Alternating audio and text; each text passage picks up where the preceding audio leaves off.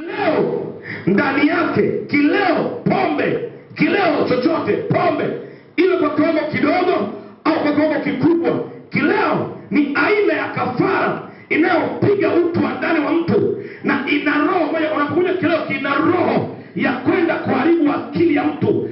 Sasa ili kiharibu kinaendaje? Unakunywa kinywani. Unapokunywa kinywani, maana yake kimeshanenewa automatically kwamba baada ya kiwango fulani kikabadilisha mfumo halisi wa maisha yako, kinaingia ndani. Kikiingia tumboni, kinapenya kwenye muscles na mishipa ya fahamu, kinaingia kuwa sehemu ya kinachoishi kwenye mwili wako. Kikiingia kinachujwa, anakwenda kujisaidia haja ndogo, chengine kinabaki, hicho ni chenye uhai. Halo, nisikilize. Kile kinachobaki baki chenye uhai katika ule ulimwengu. Kikikaa sasa, kinajikondeka. Sio mtu anaanza kuchanganya maneno, maana yake kinatafuta uhalali ndani ya nini? Ya mtu. Mpaka inajipatanisha. Dhambi ina asili ya kujipatanisha na mwili wako na maisha yako. Kikaingia kinajipatanisha ndani yako. Kikijipatanisha, kikikubali, tayari mtu anaanza kulewa. Kinaondoka kwenye misuli ya kawaida, kinaingia kwenye ubongo, sema ubongo, na mishipa ya ufahamu wa mtu. Kikiingia nacho, kinaanza kupigana, maana mishipa inakataa kwamba wewe ni nani, wewe bwana sio kwangu. Kikiingia kinatafuta nguvu ya kujipatanisha na mishipa ya fahamu ya ubongo wako. Ubongo unapigana, ukishindwa tayari ile roho ya kileo inatawala kwenye mishipa ya ufahamu.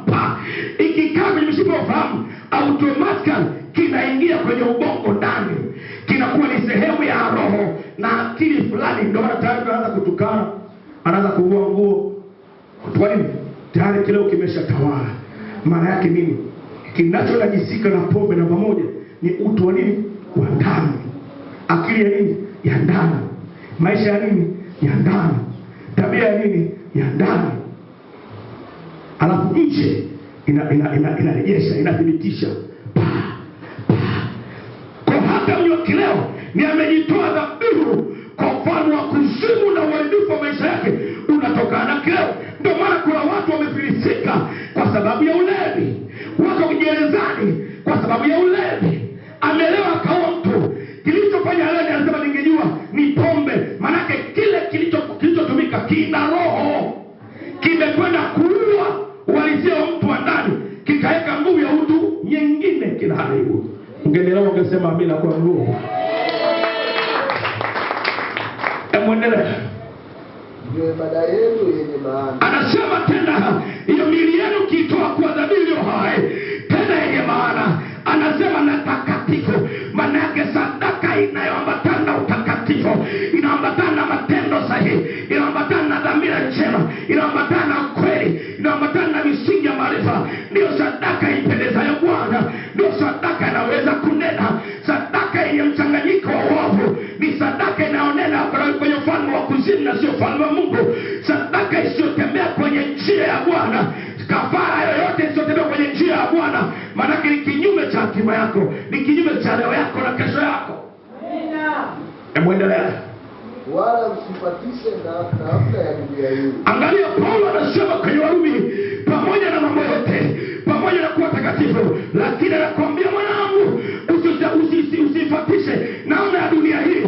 Kwa nini namna ya dunia hii? Itaharibu maisha yako, itaharibu njia yako. Namna ya dunia hii ni matendo yaliyo kinyume na Bwana. Namna ya dunia hii ni kafara kinyume na Bwana. Namna ya dunia hii ni matokeo mabaya yanayokutenganisha wewe na Mungu aliye hai. Ukitengwa na Mungu, kinachofuata nini? Ni anguko.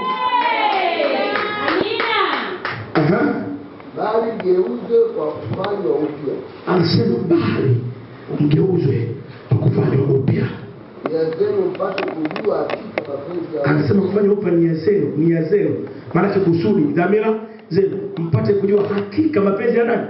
Ya Mungu. Yaliyo mema ya kupendeza na kukamilika. Kaa chini. Chape Yesu makofi. Chape Yesu makofi. Bwana Yesu asifiwe. Bwana Yesu asifiwe. Bwana Yesu asifiwe. Haleluya. Haleluya. Haleluya. Haleluya. Nikasema